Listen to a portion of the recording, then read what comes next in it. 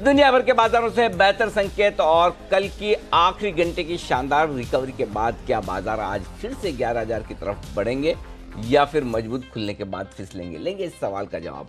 Share बाजार live में आप सबका स्वागत है। नमस्कार, मैं हूं अनिल सिंघवी और मैं हूं डिम्पी कालरा। धीरे धीरे करके 22 अंक तो ऊपर आ चुका है एसजीएक्स निफ्टी और ज्यादातर एशियन बाजार जो आज खुले हैं उनमें आपको पॉजिटिव ही रुझान देखने को मिल रहा है। हाँ, यूएस के अंदर भी ठीक ठाक कल हमको क्लोजिंग मिली है। कुछ एक अहम ट्रिगर है जिसके बेसिस पर हम आज आगे बढ़ेंगे। इसमें एक C2 फैक्टर अपने आप में बहुत इंपॉर्टेंट है, करेंसी और क्रूड। हालांकि क्रूड तो है $63 के आसपास, लेकिन करेंसी का कमजोर होना लगातार बढ़ रहा है। आज शायद हम 72 तक ना पहुंच जाए क्योंकि कल 71-80 की क्लोजिंग है। संकेत अभी भी कमजोरी के ही ज्यादातर एक्सपर्ट्स बता रहे हैं। एमपीसी की बैठक, जो ये बैठक तय करेगी ब्याज दरों में बढ़ोतरी होनी है या फिर जैसे कि तस रहे, वो उसकी बैठक आज शुरू हो गई। 7 तारीख को फैसला आएगा।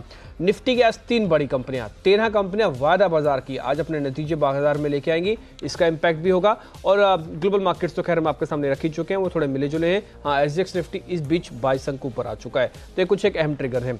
एक ट्रिगर और भी है। ये ट्रिगर्स भले ही बाजार में उस तरीके से असर ना दिखाए, लेकिन हाँ, भारत की शक्ति और भारत के अपने प्रदर्शन को बहुत पुख्ता कर देगा। वो है विजय माल्या के प्रत्यार्पण को लेकर।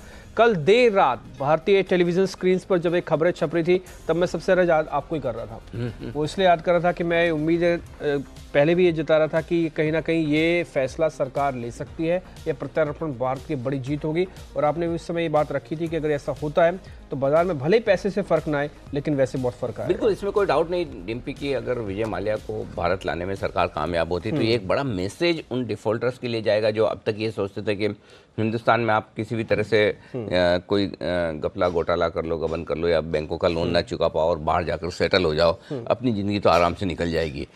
ये एक बड़ा लेसन होगा, सबक होगा उन लोगों के लिए। तो उस लिहाज से अगली बार इंटेंशनल डिफ़ॉल्ट करने के पहले, विलफुल डिफ़ॉल्ट करने के पहले कोई भी कारोबारी 10 बार सोचेगा। तो ये मैसेज बहुत साउंड। देखिए, 2 तरह से डिफ़ॉल्ट होती है। एक ये कि आपका कोई बिजनेस करने का निर्णय गलत चला जाए कि ठीक है, आप कारोबार में सक्सेसफुल नहीं हो पाए या माहौल बदल गया, जो सोचकर आपने कारोबार किया था वो वैसा हो नहीं पाया, वो एक अपनी जगह वो गलती है। दूसरा होता है कि आपका इरादा ही ख़राब है कि हम ओवर बिलिंग करेंगे, प्लांट लगाएंगे, नहीं लगाएंगे, पुरानी मशीन्स लगा लेंगे, ऐसा बताएंगे, वैसा बताएंगे, बुक्स फर्ज करेंगे, पैसा ले लेंगे बैंक से और चले जाएंगे। तो इस तरह के जो विलफुल डिफ़ॉल्टर्स हैं, ये उनके लिए एकदम मतलब सही जो कहते हैं कि एक आदर्श केस साबित हो सकता है कि अगर विजय माल्या को वापस लाया जा सकता है तो कोई भी आ सकता है। और अब मैं कोरिलेट करने की कोशिश कर रहा हूँ, जो कल क्लोजिंग शो कर रहे थे और आखिरी 1 घंटे में जिस तरह से बैंक निफ्टी भागा, मैं सोच रहा था कि कहीं ऐसा तो नहीं कि बैंक निफ्टी पॉलिसी के पहले मजबूत ये सोच कर हो रहा है कि ब्याज दरों में कटौती हो सकती है, लेकिन नहीं, अभी मुझे लगता है कि पॉलिसी पर एक्शन आना अभी भी बाकी। ये जो एक्शन है वो पूरी तरह से कल जो था, शायद कहीं कहीं भनक लगी होगी कि सरकार प्रत्यर्पण करने वाले मामले में आगे बढ़ती हुई दिख रही है। और इसी वजह से आखिरी 1-1.5 घंटे में बैंक निफ्टी ने बहुत ज़बरदस्त उछाल लगाई है। तो मुझे लगता है बैंकों के लिए सेंटीमेंट के लिहाज से काफ़ी पॉजिटिव है। एक सवाल और भी है। काफ़ी सारे लोगों का कहना है कि सरकार ने ऑलरेडी इनकी प्रॉपर्टी को काफ़ी कुर्क किया है, काफ़ी जब्त भी कर रखे, तो इनके आने से क्या फ़र्क पड़ेगा? पैसे के लिहाज से, रिकवरी के लिहाज से कितना बड़ा फ़र्क पड़ेगा? देखिए, 2 चीज़ें। एक तो वैसे भी विजय माल्या ने ये तो साफ कहा कि मेरी जो ओरिजिनल अमाउंट है, प्रिंसिपल अमाउंट है, वो तो मैं चुकाने को तैयार नहीं हूँ। और उनके हिसाब से 5-6 हज़ार करोड़ होते हैं, बैंक्स के हिसाब से 9 हज़ार करोड़ होते हैं, राइट? तो इसका ब्याज लगा के बैंक के लिए, ब्याज लगाकर। तो अगर वो लंदन में बैठे बैठे भी प्रिंसिपल चुकाने को तैयार है तो यहाँ लेकर आ जाएंगे तो शायद पूरा ही चुकाएंगे। पहली चीज़ ये। दूसरा ये कि रिकवरी की प्रोसेस फास्ट हो जाएगी। ये दूसरा फर्क पड़ेगा। तो मुझे लगता है कि इस केस को कितना पैसा कितना आ सकता है, नहीं आ सकता है, उसके बजाय इस तरह से देखना होना चाहिए कि आ रहा है और जल्दी आ रहा है। तो मुझे लगता है कि अगर 9,000 करोड़ का बकाया अगर 8-9 हज़ार करोड़ पूरा आ जाए तो कोई बड़ी बात नहीं है, कोई बड़ी बात नहीं, आ सकता है। और जब आप लंदन से लेके आ सकते हैं तो फिर पैसा क्यों नहीं पूरा आ सकता? ठीक है, ये आज का एडिटर्स टेक है। अब हम थोड़ा और आगे बढ़ रहे हैं। तो और स्पीच आज की ग्लोबल मार्केट से संकेत से शुरुआत कर रहे हैं। कल तक ये पॉजिटिव थे, आज अपने इसको न्यूट्रल कर दिया। हाँ, एक्चुअली न्यूट्रल इसलिए रखा है कि कच्चा तेल अभी भी मुझे इन संकेतों को पूरी तरह से पॉजिटिव नहीं लिखने दे रहा। हालांकि चिंताएं कम हुई है, ग्लोबल मार्केट थोड़ा बेहतर हो रहा है। कल अमेरिका में जो तेजी हुई बहुत काबिल तारीफ है। डिम्पी, पूरे का पूरा सेशन स्क्रीन पर अमेरिका का चार्ट आप देखें तो ऐसे धीरे धीरे बढ़कर दिन के हाई पॉइंट पर जाकर बंद हुआ। और इस तरह की स्क्रीन मुझे बड़ी पसंद आती है। और खासतौर से तब जबकि हमारे बाजार बंद होने के वक्त अमेरिकी फ्यूचर्स एकदम फ्लैट ट्रेड कर रहे थे, कोई ऊपर कोई नीचे का माहौल था नहीं। इनफैक्ट नैस्डैक तो लगभग 1.25% जाकर मजबूत हुआ है, बंद अच्छी तेजी के साथ बंद हुआ है। तो कुल मिलाकर अच्छा सेशन अमेरिका में रहा है। और उस लिहाज से एशियाई बाजार थोड़ा जो रिएक्शन दे रहे हैं वो भी अच्छा है। तो मुझे लगता है कि हाँ, और दूसरी एक और चीज़ जो ग्लोबल मार्केट्स के साथ हम देखते हैं वो है रुपया। सरप्राइजिंग था कल 50 पैसे की कमजोरी के बावजूद हम नज़रअंदाज कर गए। तो कल सुबह जो हमारा स्ट्रॉन्ग शॉर्ट कॉल था नीचे के लेवल से आ भी गए थे, लेकिन उसके बावजूद कल की रिकवरी जो मुझे सरप्राइजिंग लगी कि करेंसी मार्केट रिएक्शन नहीं दे रहा, 1% रुपया कमजोर हो उसके बावजूद बाजार दिन के हाई पॉइंट पर जाकर बंद हुए, ऐसा कैसे हो सकता है? लेकिन ऐसा शायद बैंकिंग शेयरों की वजह से हुआ, और वो कारण अब आपके सामने है कि बाजार ने कहीं न कहीं ये सेंस किया कि ये खबर आने वाली है।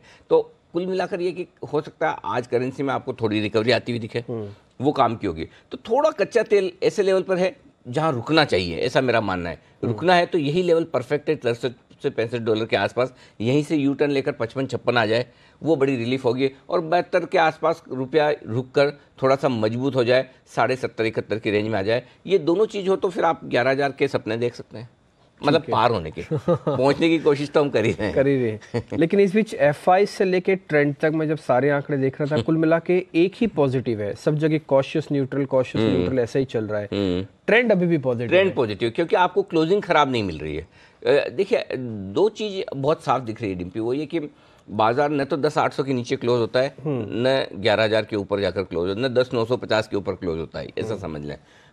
सिर्फ 2 दिन बीच में ऐसा गया था जब 10,650, 3 दिन 10,650 10,660 के आसपास क्लोज हुआ था, लेकिन वहाँ से एक बहुत शानदार रिकवरी दिखी। तो जब तक 10,800 के नीचे क्लोज नहीं होता तब तक ट्रेंड आपका पॉजिटिव है। 10,800 के नीचे बंद होने पर ट्रेंड न्यूट्रल हो जाएगा। ट्रेंड नेगेटिव अब तब होगा जब बाजार 10,650 के नीचे बंद हो। जब तक आप 10,650 के नीचे बंद नहीं होते, आपका ट्रेंड पॉजिटिव है, इसमें कोई डाउट नहीं है। ये इसमें मान के चलना चाहिए। अब आपको हायर क्लोजिंग चाहिए, 11,000 के ऊपर की चाहिए, वो नहीं मिल रही दिख रहा है, लेकिन इसका मतलब ये थोड़ी ट्रेंड पॉजिटिव नेगेटिव हो जाएगा।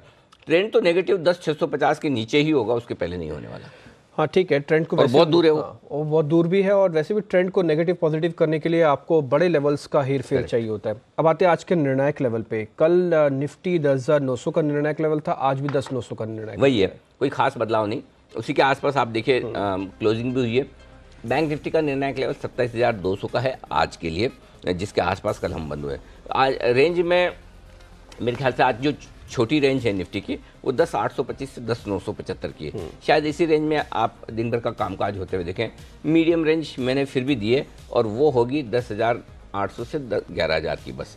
इसके अलावा कि मैंने कोई रेंज निकाली नहीं, क्योंकि अभी तक तो मुझे ऐसा नहीं लग रहा कि हम 11,000 पार करने जरूरत नहीं पड़ेगी एक्सट्रीम रेंज। हाँ, लग तो ऐसा रहा। देखिए, अल्टीमेटली आप रेंज के बाहर कहीं न कहीं कभी तो निकलेंगे।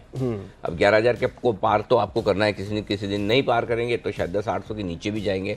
लेकिन कुछ भी हो, कुल मिलाकर ये है कि आज नहीं लग रहा कि आप इस रेंज के किसी एक तरफ निकल सकते हैं, लेकिन मार्केट है, अंदाजा अपनी जगह है मार्केट अपनी जगह, लेकिन रेंज दो ही दी है। बैंक निफ्टी 27,050 27,300 ये बैंक निफ्टी की छोटी रेंज है, और 27,000 से लेकर 27,400 ये मीडियम रेंज है। लेकिन हाँ, यहाँ थोड़ी बड़ी वाली रेंज भी दी है, वो 26,900 से लेकर 27,500 की है। 26,800 तक भी जा सकता था, और ऊपर 26,550 भी जा सकता था, लेकिन मैंने कहा ठीक है 50-100 पॉइंट दोनों तरफ छोड़ दीजिए, इतना बड़ा मूव आने की संभावना तो वैसे कम है। लेकिन चूंकि आप एक साथ दो चीज़ें देखेंगे गुरुवार को, एक्सपायरी भी और पॉलिसी भी। और हमारे दर्शकों को बता दूं कि इस बार पॉलिसी का वक्त बदल चुका है। हमेशा आप 2:30 बजे आरबीआई को अनाउंस करते देखते हैं कि ब्याज दरों में क्या बदलाव हुआ है। इस बार टाइम अलग है, 11:15 बजे, 11:45 पर एग्जैक्टली आरबीआई गवर्नर बोल देंगे। तो शक्तिकांता दास साहब जो नए गवर्नर हैं, वो 11:45 पर बताएंगे कि क्या कोई दरों में बदलाव है। तो आपको पॉलिसी के लिहाज से गुरुवार को एक्सपायरी, और एक तरह से अच्छा है मैं कहूँ। नहीं तो क्या होता है डिम्पी कि गुरुवार के दिन अगर पॉलिसी है, वीकली एक्सपायरी बैंक निफ्टी की है, 2:30 बजे पॉलिसी आए, तो आखिरी 1 घंटे में जो अफरा तफरी मचती है वो बड़ी परेशान करने वाली है। तो ये बढ़िया है कि 11:45 पे ही आपके पास पॉलिसी आ जाएगी, आपके पास समझने का, एक्शन देने का पूरा मौका मिलेगा। 3:30 बजे जब तक एक्सपायरी होगी तब तक आपके पास पूरा टाइम है, सही बात है। अब आते हैं जरा बैंक निफ्टी पर। अच्छा, 2 लेवल में बता दूं।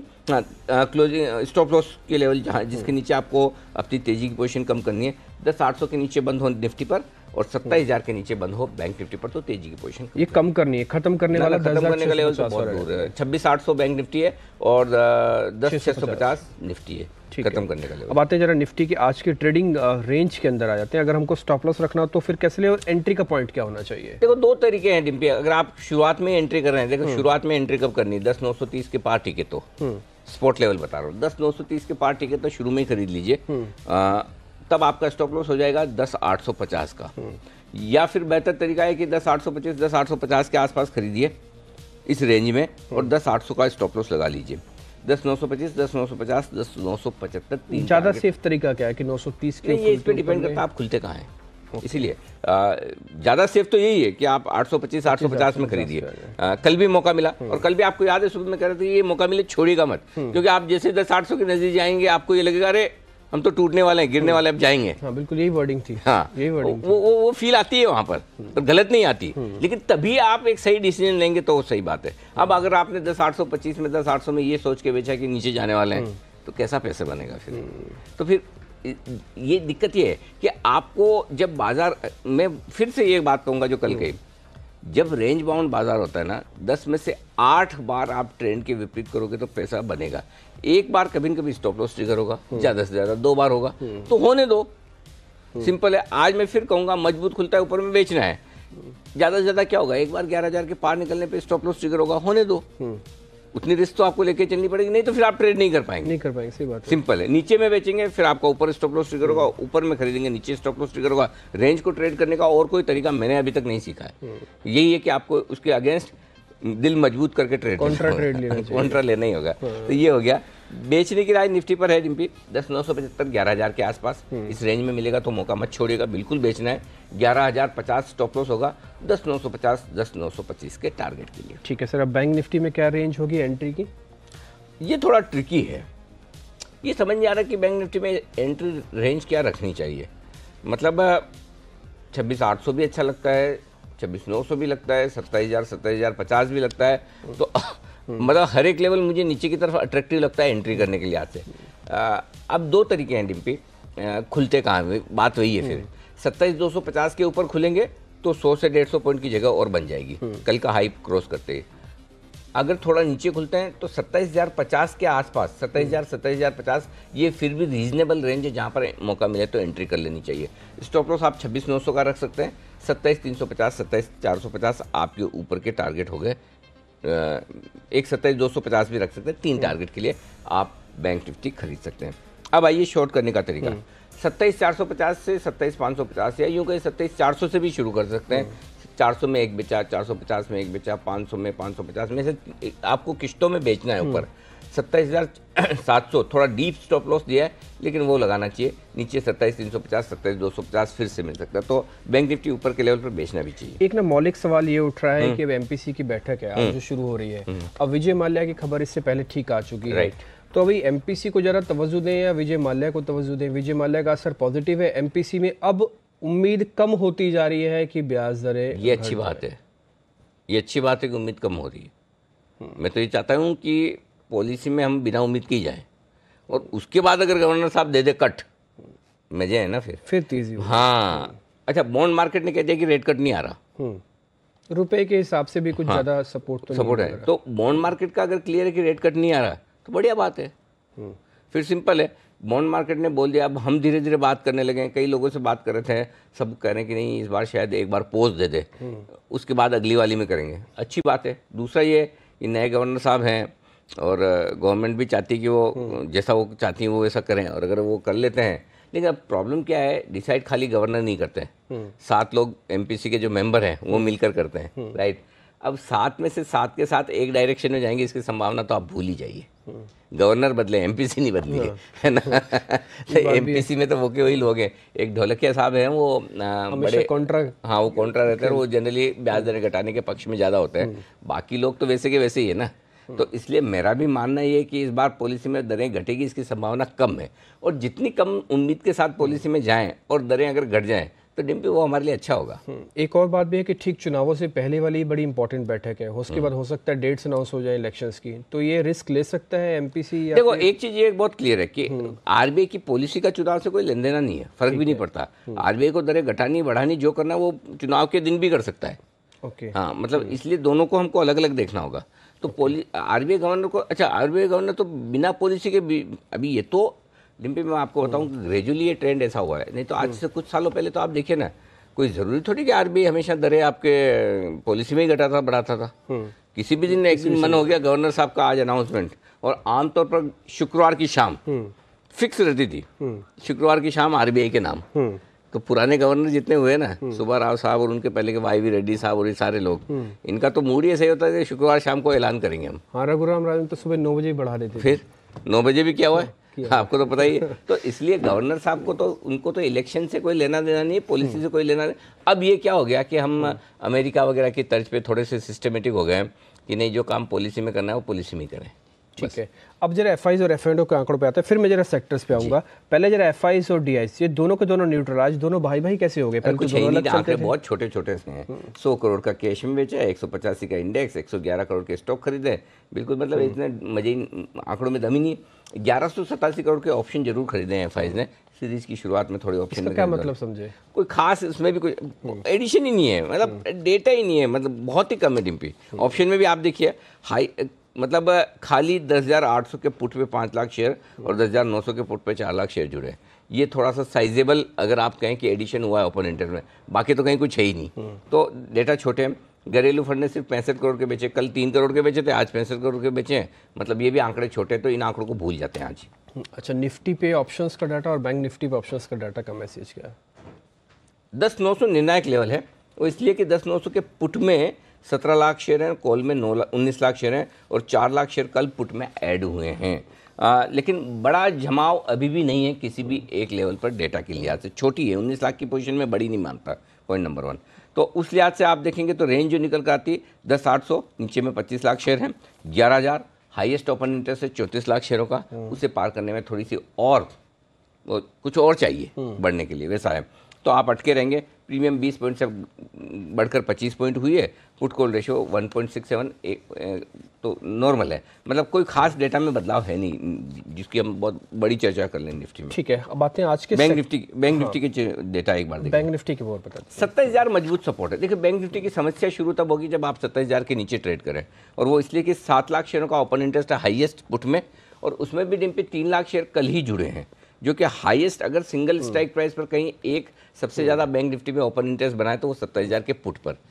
तो इसके लिए बहुत ज़रूरी कि बैंक निफ्टी 27,000 को दिन के दौरान न तोड़े, और मुझे लगता नहीं कि तोड़ेगा, ऐसा मेरा बहुत स्ट्रांगली मानना है। तो 27,000 27,050 बैंक निफ्टी के लिए अहम सपोर्ट का काम करेगा।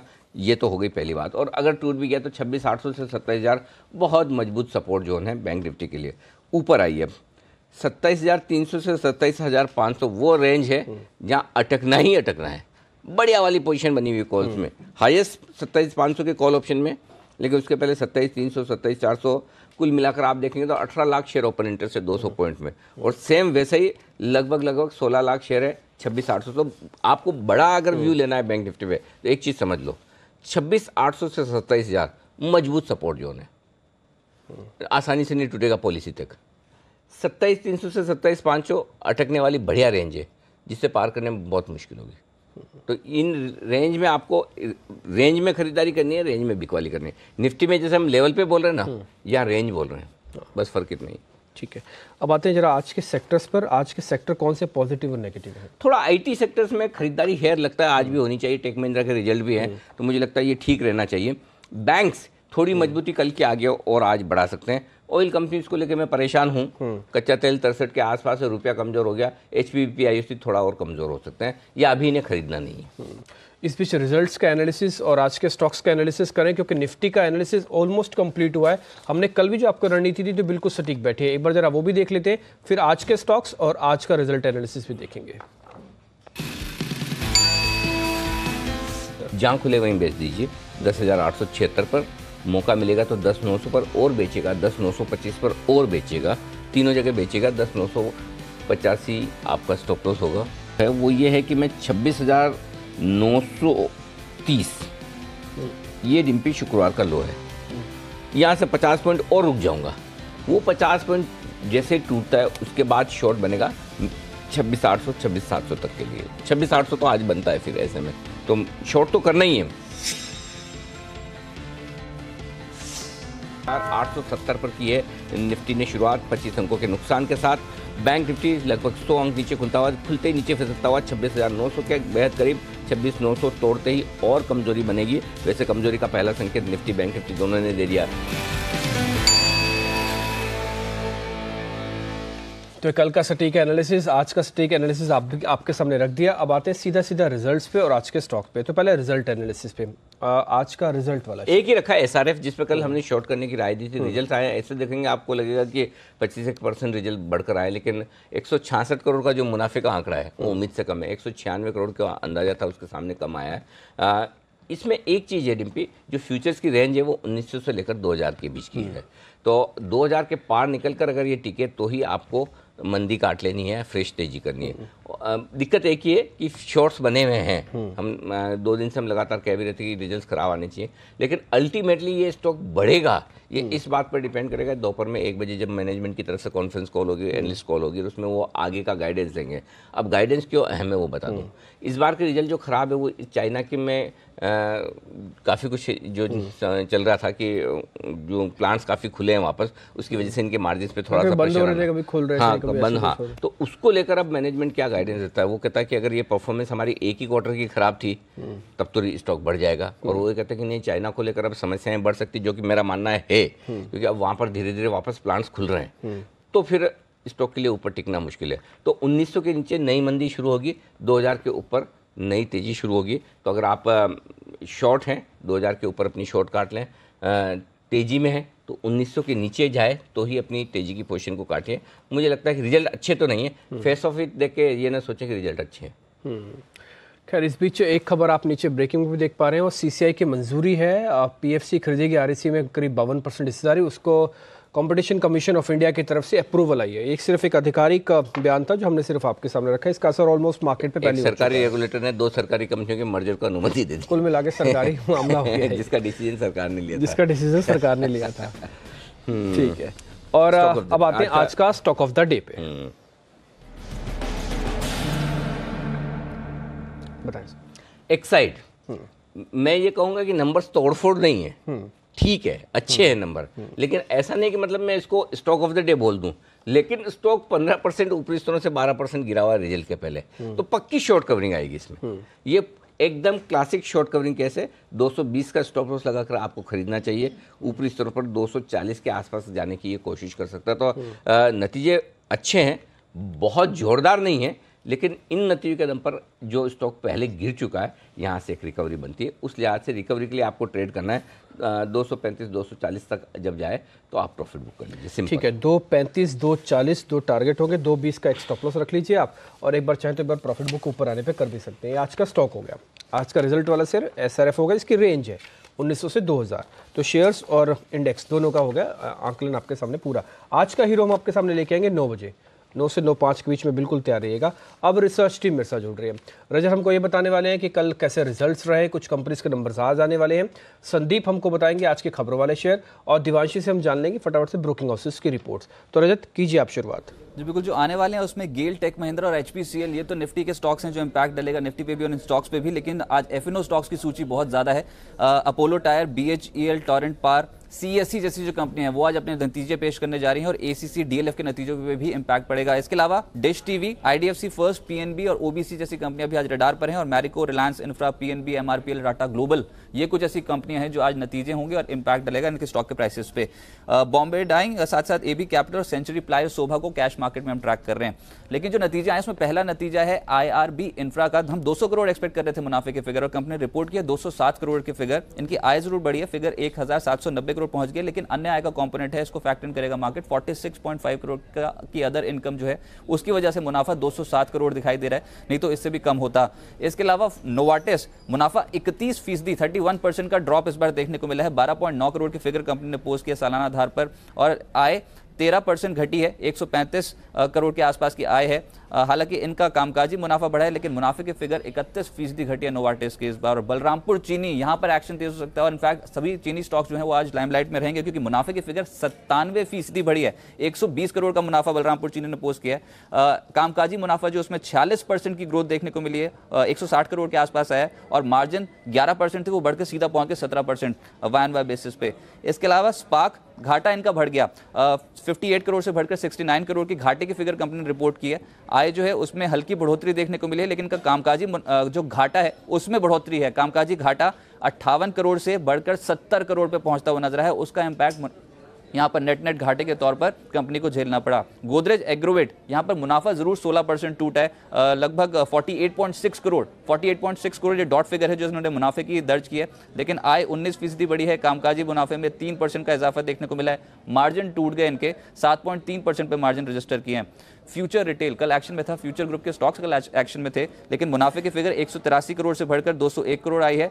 आय भी बढ़ी है, 4,693 करोड़ से बढ़कर 5,301 करोड़, और मार्जिन इनके 4.6% से बढ़कर 5.2% रजिस्टर हुए। तो रिजल्ट्स ठीक हैं फ्यूचर रिटेल के, और अच्छे रिजल्ट्स एनआरबी बियरिंग के भी कह सकते हैं, क्योंकि यहाँ पर मुनाफा 26% बढ़कर 26.8 करोड़ और आय में 17% की बढ़ोतरी देखने को मिली है, 243 करोड़।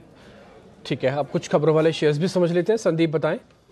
पहले तो जुबलेंट फूडवर्क्स पे नज़र रखिए। जीएसटी एंटी प्रॉफिटेरिंग एजेंसी जो है उन्होंने इस कंपनी को दोषी पाया है। उन्होंने कहा है कि जो जीएसटी की कटौती हुई थी उसका फ़ायदा इन्होंने ग्राहकों को पास ऑन नहीं किया है, तो इस वजह से इनको कुछ पैसा वापस सरकार को लौटाना होगा। 41.4 करोड़ इनको सरकार को देने होंगे। आप इसे जुर्माने के तौर पे भी समझ सकते हैं। वेदांता अगला स्टॉक है जिस पे आपको नजर रखनी है। मूडीज ने वेदांता रिसोर्सेज इनकी पेरेंट कंपनी है। इस पेरेंट कंपनी पर जो आउटलुक है उसे घटाकर अब निगेटिव कर दिया है। उनका कहना है कि केन इंडिया का जो एंग्लो अमेरिकन में निवेश है वो क्रेडिट नेगेटिव है, तो इनकी जो पेरेंट कंपनी है उसके जो आउटलुक है उसे नेगेटिव किया गया है। डॉक्टर रेड्डीज, ये बहुत इंपॉर्टेंट है डिम्पी, दो खबरें हैं, एक पॉजिटिव है एक नेगेटिव है। पहले आपको पॉजिटिव खबर बता देते हैं। इंडिवेयर जिसने इस कंपनी के सुबेक्सन की जो जेनरिक दवा लॉन्च करने के लिए इनके खिलाफ यूएस की कोर्ट में मुकदमा किया था, इंडिवेयर वो मुकदमा यूएस की कोर्ट में हार गई है। यानी कि जो बैन करने की बात उन्होंने करी थी यूएस की कोर्ट के सामने, उसको यूएस की कोर्ट ने खारिज कर दिया है। अब इससे आप ये समझ के चलिए कि सुबेक्सोन जिसका $75 करोड़ का मार्केट साइज है, पोटेंशियल है, उसको लॉन्च करने का जो रास्ता है वो डॉक्टर रेड्डीज के लिए साफ हो गया है। तो ये रही पॉजिटिव खबर। अब जो नेगेटिव खबर है वो ये है कि एक यूनाइटेड हेल्थ यूएस की एक इंश्योरेंस कंपनी है, उसने एक कंपनी के खिलाफ शिकायत की है। एसईसी जो कि रेगुलेटर है, उनको यहाँ पे प्राइस फिक्सिंग को लेके आरोप लगाए गए हैं। हालांकि डॉक्टर रेड्डीज ने इन खबरों को बेबुनियाद बताया है, इससे पूरी तरह से इनकार किया है। तो दो खबरें हैं, एक पॉजिटिव एक नेगेटिव, दोनों आपको बताई गई हैं। इसके अलावा भारतीय एयरटेल, यहाँ पे भी नेगेटिव खबर है। दरअसल मूडीज ने इनके जो सीनियर अनसिक्योर्ड नोट्स यानी कि जो बॉन्ड है उसकी रेटिंग घटा दी है। पहले ये Baa3 थी, उसे घटाकर Ba1 कर दिया गया है, और आउटलुक भी नेगेटिव किया गया है। वो ये कह रहे हैं कि इनके फाइनेंशियल्स, इनके नतीजे, बैलेंस शीट को लेकर बहुत अनिश्चितता है, जिस वजह से जो बॉन्ड्स की रेटिंग है उसको घटा दिया गया है।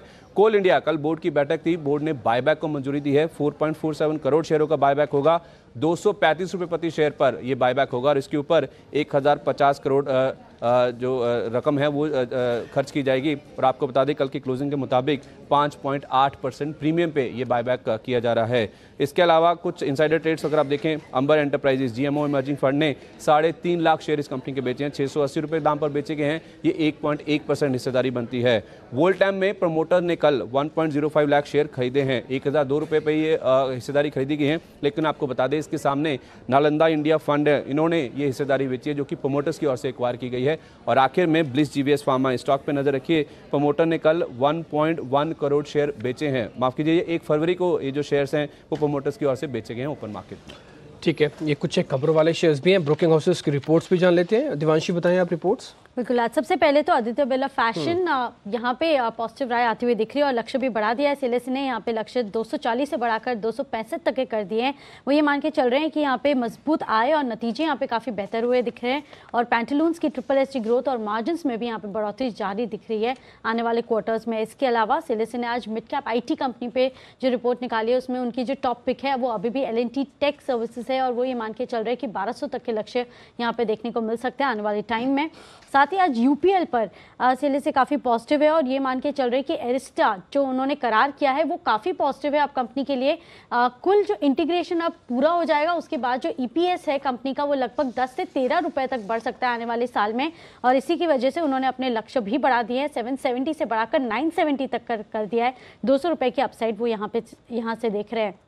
उसके अलावा आज एक्साइड जिस तरह से नतीजे आए हैं उसके बाद थोड़े से मिक्स्ड ब्रोकरेज हाउसेस के रिएक्शंस यहाँ पे देखने को मिल रहे हैं। नोमुरा यहाँ पे सबसे ज़्यादा उन्होंने अपने लक्ष्य घटा दिए हैं, 272 से घटाकर 236 कर दिया है, और न्यूट्रल रेटिंग को बरकरार रखा है। लेकिन इसके अलावा यहाँ पे जितने भी ब्रोकरेज हाउसेस हैं वो ये मान के चल रहे हैं कि चौथी तिमाही काफ़ी पॉजिटिव हो सकती है, मैनेजमेंट की कमेंट्री काफ़ी पॉजिटिव है और यहाँ से जो वॉल्यूम ग्रोथ है वो भी देखने को मिलेगा और लागत भी कम होती हुई दिख सकती है।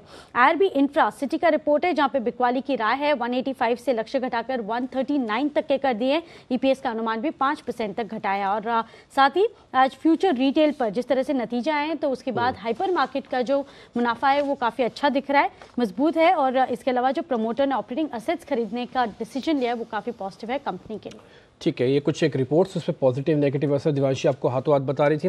अब रिसर्च एनालिस्ट से बाहर आते हुए आज के मेहमानों को अपने साथ जोड़ लेते हैं। किरण जाधव हमारे साथ जुड़े हैं पुणे से, बंसल जी दिल्ली से जुड़ चुके, कुणाल जी भी रास्ते में आने ही वाले हैं और साथ ही अविनाश जी हमारे साथ मुंबई स्टूडियो से हैं। आप सबका बहुत बहुत स्वागत आज बिजनेस में। किरण जी आपकी कॉल्स के साथ ही कर रहे हैं शुरुआत। आज की आपकी ट्रेडिंग कॉल्स कौन सी हैं?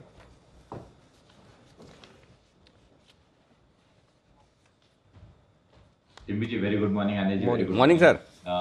ये पहला बाय कॉल रहेगा आरबीएल बैंक पे। इसने एक 1.5 महीने का कंसोलिडेशन का ब्रेकआउट कल दिया, तो स्टॉप लॉस 583 का रखना चाहिए और टारगेट्स के लिए 610 618 के लेवल्स अगले 2 ट्रेडिंग सेशंस में देखने को मिल जाने चाहिए।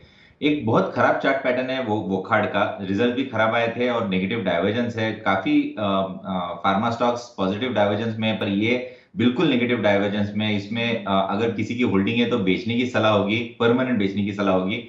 स्टॉप लॉस रहेगा 438 का पोजिशनल व्यू के हिसाब से। मेरा टारगेट्स काफी नीचे के है पर पहले टारगेट्स आपको 390 से 385 के टारगेट्स आपको अगले 2 से 3 ट्रेडिंग सेशन में देखने को मिल जाने चाहिए। ये किरण जी परमानेंट बेचने की सलाह मतलब क्या? परमानेंट कैसे बेचते हैं?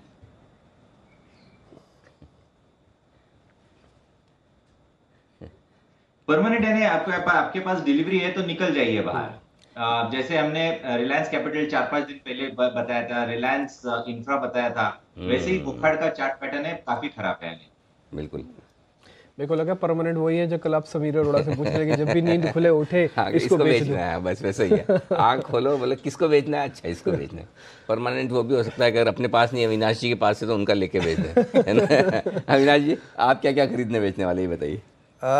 इनफैक्ट अनिल जी हमको 2 स्टॉक्स पसंद है। पहले तो कैपिटल गुड्स स्पेस में हमको लार्सन एंड टूब्रो पसंद है। हमको लग रहा है कि स्टॉक ऊपरी लेवल से गिर चुका है, बायबैक की खबर ना आने से थोड़ा सा सेंटिमेंट ज़रूर खराब हो चुका है। लेकिन अगर हम Q3 के नंबर्स देखें, ऑर्डर बुक देखें, कमेंट्री देखें तो हमको लग रहा है कि यहाँ से खरीदने का एक अच्छा मौका है।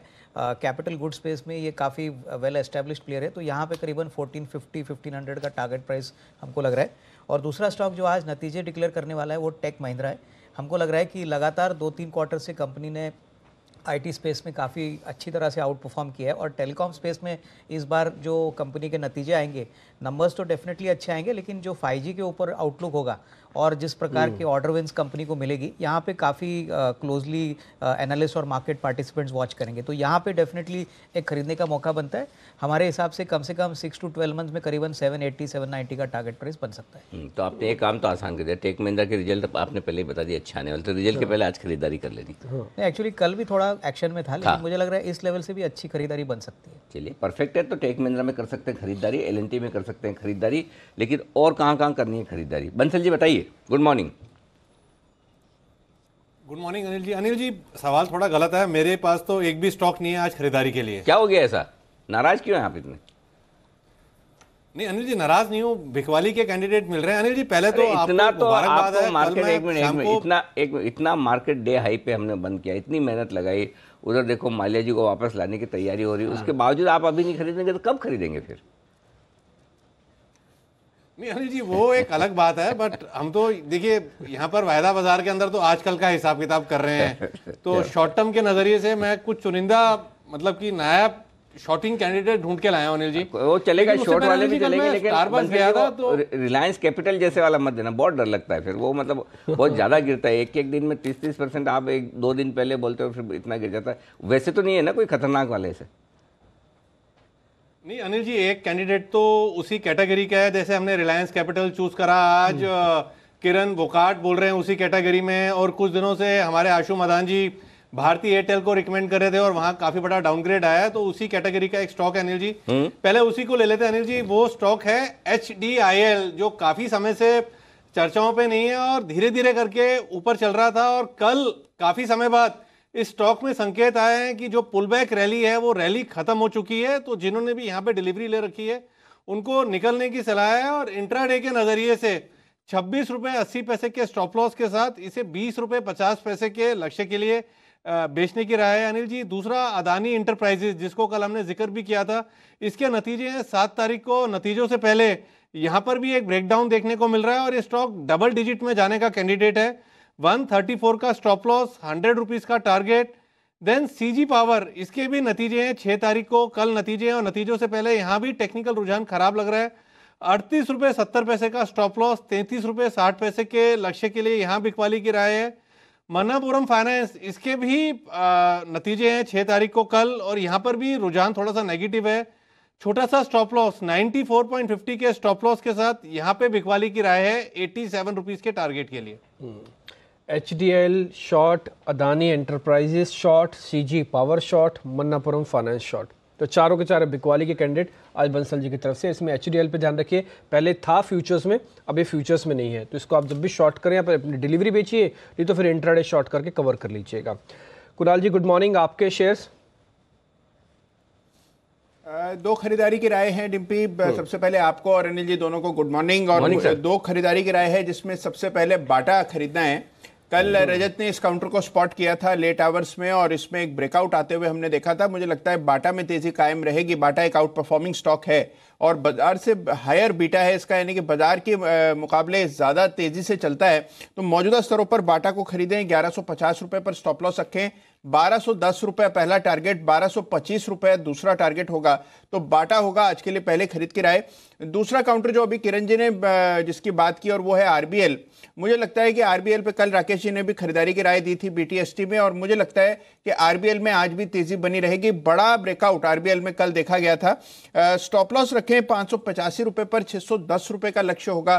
तो दूसरा खरीद की राय रहेगी आरबीएल बैंक में। ठीक है, दूसरा आरबीएल खरीदना है और एक बाटा इंडिया। हालांकि हम उम्मीद कर रहे थे शायद किरण जी भी बाटा पे अपनी रिकमेंडेशन जरूर देंगे, बाटा इनका फैंसी शेयर भी है। ठीक है, कोई बात नहीं, कुल मिला के ट्रेड तो मिल ही गया। 12-10 के टारगेट के लिए आप बाटा इंडिया को खरीद सकते हैं, कुणाल जी की रिकमेंडेशन है। अब आते हैं जरा रिजल्ट्स पे। कल एक्साइटिंग रिजल्ट एक बार जरा बलरामपुर चीनी, हालांकि है कंपनी बहुत छोटी, लेकिन शुरुआत में एक्चुअली इसी से कर रहा हूँ कि इसका मार्जिन 10 से 17, इसका कामकाजी मुनाफा 46% बढ़ा, इसका मुनाफा 90% बढ़ा। किरण जी, बलरामपुर चीनी में क्या करना है आज?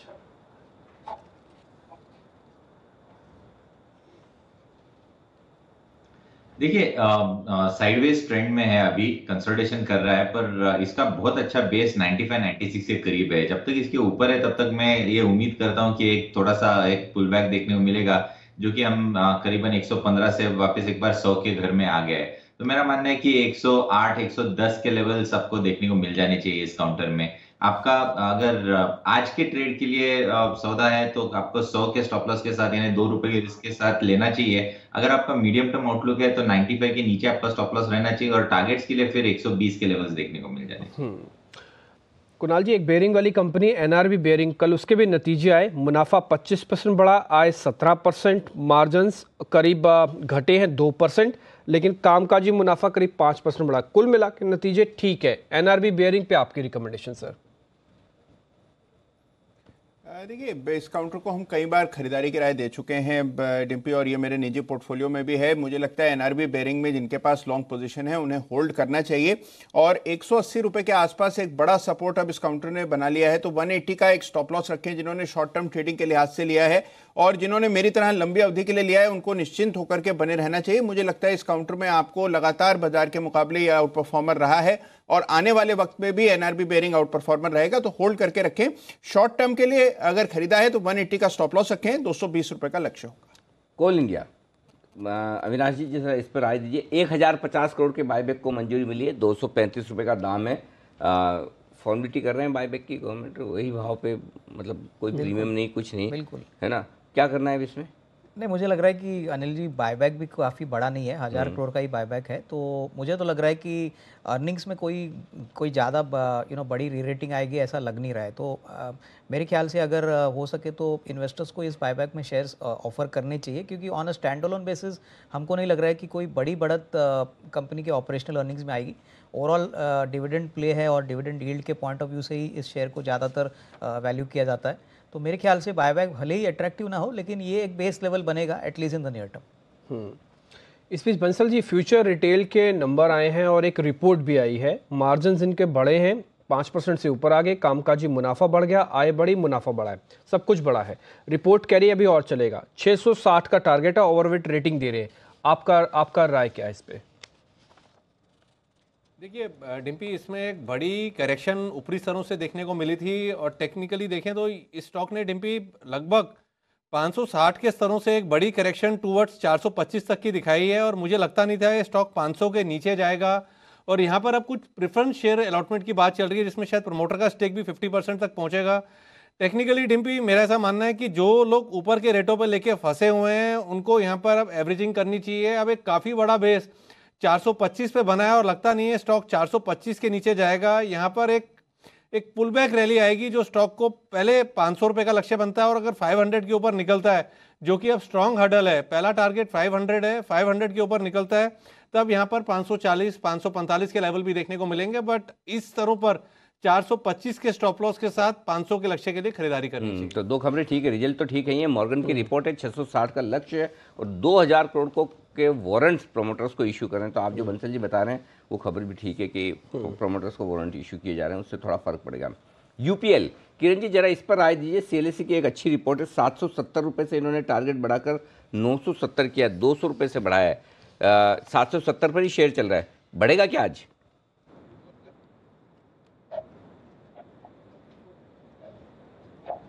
स्ट्रॉन्ग चार्ट पैटर्न है अनिल जी और बहुत अच्छा बेस करीबन 745 के पे नजर आ रहा है। तो मेरा मानना है कि इसके नीचे हम जाते हुए नहीं देखेंगे, पर ब्रेकआउट लेवल 790 की रहेगी। 790 के ऊपर मैं एग्रेसिवली बाय करने की सलाह दूंगा, जो कि पोजिशनल व्यू रहेगी। टारगेट फिर उस लिहाज से करीबन 833 845 ये लेवल्स देखने को मिल जाने चाहिए। तो मेरा मानना है कि नीचे के स्तर से बाय करके ही चलना चाहिए इस काउंटर में। अविनाश, ये वेदांता पे आज फिर से एक रिपोर्ट आई है। मूडीज़ ने कहा है कि हम अपना नेगेटिव आउटलुक कर रहे हैं इस पे, वो इनकी इन्वेस्टमेंट और कॉर्पोरेट गवर्नेंस की वजह से। ये कितना फ़र्क पड़ता है इस तरह का जब बार बार रिपोर्ट आए और आपकी तरफ से मैनेजमेंट जो भी बयान दे रही है मार्केट उसको रिस्पेक्ट ही नहीं कर रहा? कल ऐसा नहीं कि बयान नहीं आया क्लैरिफिकेशन का, आया बट कोई रिएक्शन नहीं आया। नहीं, मुझे लग रहा है कि डिम्पी इस न्यूज़ पे डेफिनेटली सेंटिमेंटली स्टॉक में थोड़ी सी और कमजोरी दिख सकती है। हालांकि ये बात पहले भी मैनेजमेंट ने क्लेरिफाई किया है, बट ये क्लेरिफिकेशन मार्केट्स को पसंद नहीं आया है। और ओवरऑल जो कॉर्पोरेट गवर्नेंस का इशू है, फंड्स डाइवर्जन का इशू है, हमको लग रहा है कि यहाँ पे हो सकता है कि शॉर्ट टर्म में थोड़ा सा दबाव आए। ऑलरेडी मेटल प्राइसेस में हमने थोड़ी सॉफ्टनेस देखी है, तो ओवरऑल अगर ये सेंटिमेंटली भी अगर ऐसी न्यूज़ आती है तो मेरे ख्याल से इस शेयर से थोड़ा सा दूर रहे। जिनके पास है वो अगर थोड़ा सा बाउंस मिलता है तो इसको निकलने की राय रहेगी। उछाल में बिकवाली करें, वेदांता में खरीदारी करने की कोशिश फिलहाल न करें। लेकिन एक और स्टॉक है, वो है भारती एयरटेल। यहाँ पर भी मूडीज ने सेम वही कहा है कि इनके जो अनसिक्योर्ड बॉन्ड्स है उनकी रेटिंग घटाई है BA1 से BAA3। ये स्टॉक भी कमज़ोर हुआ है, तो यहाँ पर भी लगातार रेटिंग घटने बढ़ने के सिलसिले चल रहे हैं आजकल। घटे हैं। और वैसे भी अगर अनिल जी देखें ना, टेलीकॉम कंपनीज को लेकर कभी भी कुछ अच्छा नहीं हो रहा है, खबर तो अच्छी आती नहीं, आ ही नहीं रही, चाहे वो भारती एयरटेल हो, सिर्फ एक जियो वाले हिस्से को छोड़ के, और कहीं भी कोई भी टेलीकॉम कंपनी पे अच्छी खबर नहीं है। तो विनाश, फिर भारती एयरटेल पे भी क्या करना चाहिए? एक तो बॉन्ड का भी मामला आ गया, ऊपर से ग्रोथ का तो आपको पता ही है सबको।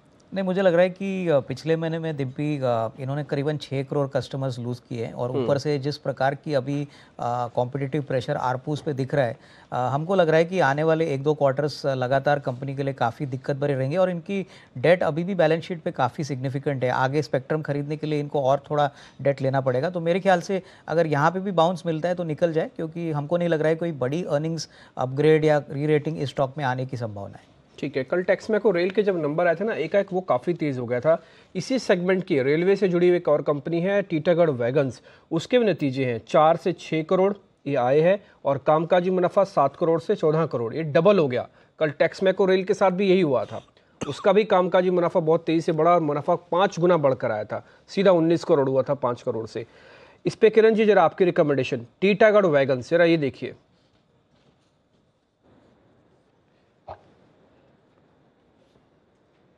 ये कल जब नतीजे आए थे टेक्समैको रेल के, उसके बाद एक अच्छी उछाल इस स्टॉक में भी देखने को मिली, पर मेरा मानना है कि ये चार्ट पैटर्न खराब है। हालांकि सपोर्ट के बहुत नजदीक है, 62 एक बहुत इंपॉर्टेंट सपोर्ट है, पर चार्ट पैटर्न ऐसा सजेस्ट कर रहा है कि 62 तोड़ सकता है। तो एक्सपेक्टेशंस बहुत ज्यादा है इस स्टॉक से, और 62 अगर ब्रीच करता है तो फिर ये 3940 तक जाने की संभावना बन जाती है। तो थोड़ा सा आपको कॉशियस व्यू रखना चाहिए हायर लेवल्स पे, और 62 पे जरूर ध्यान देना चाहिए।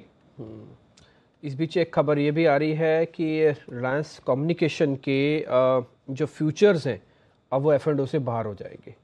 ये खबर भी 1 मार्च से वायदा बाजार से बाहर होंगे। 28 फरवरी की जो एक्सपायरी है उसमें सभी कॉन्ट्रैक्ट्स को ये ख़त्म कर रहे हैं। तो सुजलोन की क्यों नहीं? फिर सुजलोन ने ऐसे क्या बिगाड़ा है?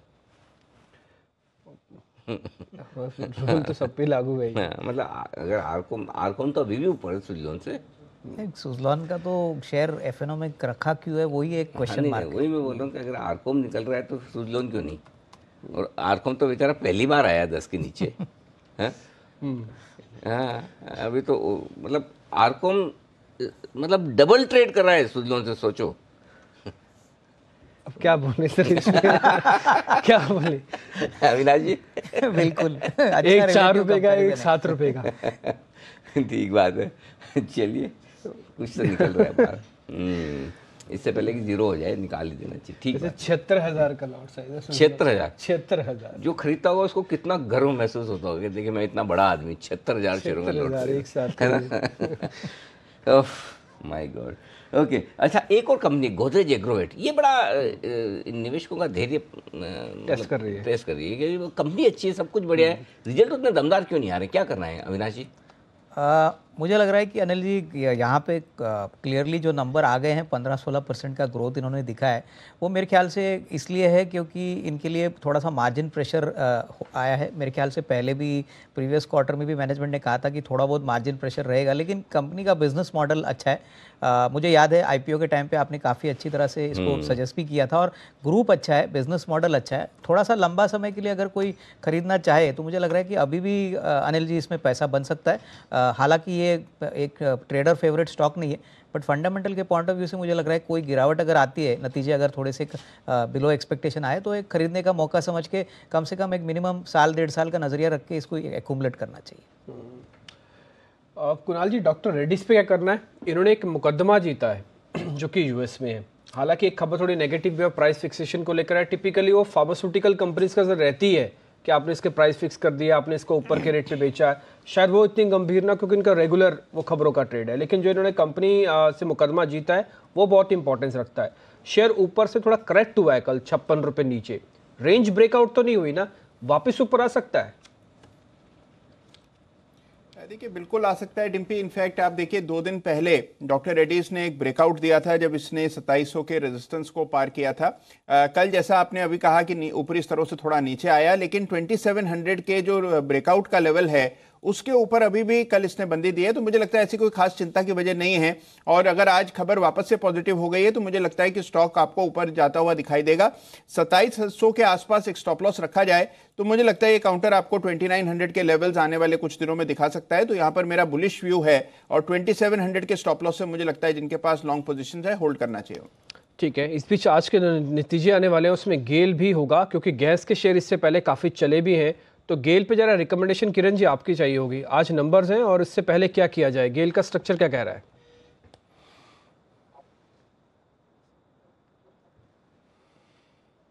गेल का स्ट्रक्चर थोड़ा सा वीक है, बायस थोड़ा सा नेगेटिव है, और इसमें एक 2 लेवल्स बहुत अहमियत रखती है रिजल्ट्स के बाद।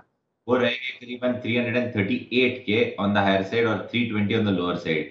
इसके ऊपर या नीचे एक बड़ी मूव देखने को मिल जानी चाहिए। तो अगर 320 टूटता है तो फिर बहुत निचले स्तर देखने को मिल सकते हैं, शायद 300 के नजदीक जाते हुए देखेंगे, और 38 निकल जाता है तो मेरा मानना है कि करीबन 347 348 के लेवल्स देखने को मिल सकते हैं। बंसल जी, एक कंपनी है ब्लिस GVS, इसके प्रमोटर ने 1 करोड़ शेयर बेच दिए। 1 करोड़ 10 लाख? 1 करोड़ 10 लाख। 10 लाख छोड़ो मत, नहीं 10 लाख की वैल्यू से कह रहे हैं हम। 1 करोड़ 10 लाख शेयर बेच दिए, जब प्रमोटर कोई नहीं पड़ी है, वो खुद बेच रहा है। 156 रुपए का भाव इसका। कल 8% था। हालांकि कल कैश सेगमेंट से तेजी से बढ़ने वाला शेयर था, लेकिन प्रमोटर शेयर यही मौका तो नहीं ढूंढ रहा था कि हाँ शेयर थोड़ा तेज हो और 1 करोड़ 10 लाख शेयर बेच दिए जाए। तो जब प्रमोटर ने बेचा तो फिर हमको क्या गुरेज है, हम भी तो बेच दें। देखिए डिम्पी, ये एक वो स्टॉक है जो मेरी नेगेटिव लिस्ट में आता है, और मेरा ऐसा मानना है कि इस स्टॉक को तो कभी खरीदना नहीं चाहिए, हर उछाल पर इसको बेचना ही चाहिए। स्टॉक जैसे कुणाल जी बोलते हैं ना, मैन मेड पैटर्न बोलते हैं कई बार, तो ये ऐसा है कि मैन मेड प्राइजेज हैं जो टिके हुए हैं कुछ स्टॉक्स में, और इसका भी वैसा ही हाल है। और ये स्टॉक एक बार जब 150 के नीचे निकलेगा डिम्पी, तब इसमें एक बड़ा डिक्लाइन देखने को मिलेगा। तब तक जो जो उछाल मिलते हैं यूज करना चाहिए यहाँ से निकलने के लिए। ठीक है। इस बीच सिटी की एक रिपोर्ट IRB इंफ्रा पे आई है, उन्होंने लक्ष्य भी घटा दिया, कल उसके नतीजे भी आए, नतीजे भी कुछ खास एक्साइटिंग तो है नहीं। सिटी की रिपोर्ट कहते हैं इनका EPS भी 3% घट जाएगा। तो उसके लक्ष्य तो पहले से काफी टाइम से 170 से घटा रहे हैं कुणाल जी, बंसल जी, दोनों मिल के एकदम अब आके 140 पे बार लगातार। अब मेरे को ये पूछना है कि ये और घटेगा? नहीं, मेरे ख्याल से 135 का टारगेट दिया था, अगर मुझे सही मेरी याददाश्त ठीक है तो कुणाल जी और बंसल जी ने पूरे चार्ट कॉर्नर में चिल्ला के बोला था। आप मेरे को अच्छी तरह से याद है जब आप दोनों खड़े हुए थे वॉल पे, आपने IRB इंफ्रा के बारे में बताया था कि ये शेयर कमजोरी वाला शेयर है। उस समय 170 का ही भाव था, अभी आगे 140, अभी ये और घटेगा? देखिए बिल्कुल घटना चाहिए डिम्पी। देखिए चार्ट स्ट्रक्चर बेहद कमजोर है, IRB इंफ्रा लगातार मार्केट को अंडर परफॉर्म कर रहा है, और इसमें एक पैटर्न बना है जो कि राकेश जी को बहुत पसंद है। पैटर्न को राउंडिंग टॉप पैटर्न कहते हैं, और राउंडिंग टॉप पैटर्न का ब्रेकडाउन आते हुए दिखाई दे रहा है। तो मुझे लगता है कि ये स्टॉक जो है आपको 115 120 के लेवल्स दिखा सकता है। डेफिनेटली जिनके पास लॉन्ग पोजीशन है एग्जिट करना चाहिए, और 136 के नीचे निकला तो इसको अग्रेसिवली बेचना चाहिए। ठीक है अविनाश, अब 2-3 दिन से ऐसा हो रहा है कि IT ऑटोमेटिकली हेज हो रहा है। आज भी IT पे काफ़ी ट्रस्ट है, रुपए की कमजोरी उसके एडिशनल फेवर में आ रही है। एक छोटी मिड कैप कंपनी या कोई फ्रंट लाइन कंपनी जो आपकी लिस्ट में हो जिसको ध्यान रखें, अभी ट्रेड ले लें? मुझे लग रहा है कि अगर IT में चुनना है तो मैं टेक महिंद्रा पे ही जाऊंगा। मुझे लग रहा है कि टेलीकॉम स्पेस में जिस प्रकार का ट्रैक्शन लास्ट 2-3 क्वार्टर से डिम्पी ये कंपनी रिकॉर्ड कर रही है, मिड कैप छोटी कंपनीज में काफ़ी अच्छा परफॉर्मेंस दिखा है, और मुझे लग रहा है कि इस क्वार्टर में भी परफॉर्मेंस तो अच्छा ही आएगा, लेकिन मैनेजमेंट की कॉमेंट्री भी काफ़ी पॉजिटिव आने की संभावना है।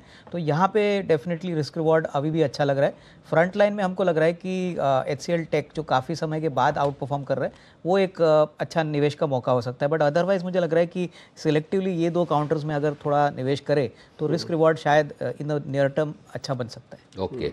एक और स्टॉक है टाटा मोटर्स। किरण जी जरा इसके बारे में बताइए। एक खबर ये भी आ रही है जो रेटिंग डाउनग्रेड के सिलसिले चल रहे हैं आजकल, उसमें एक खबर आ रही है कि हो सकता है इनकी भी JLR की रेटिंग कम कर दी जाए। अभी तक हुई नहीं है, आशंका है, संभावना है। स्टॉक के गिरने की संभावना है कि 180 पर शॉर्ट किया जाए इसे?